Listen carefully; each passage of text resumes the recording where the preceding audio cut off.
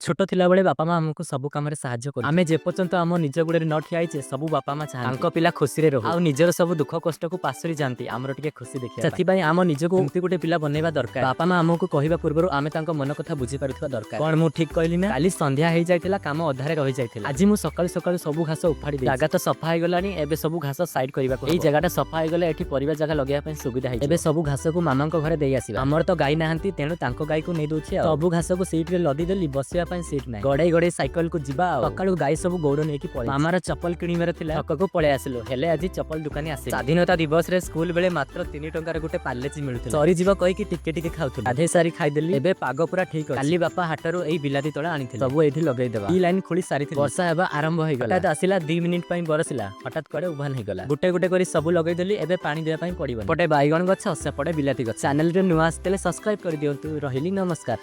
hello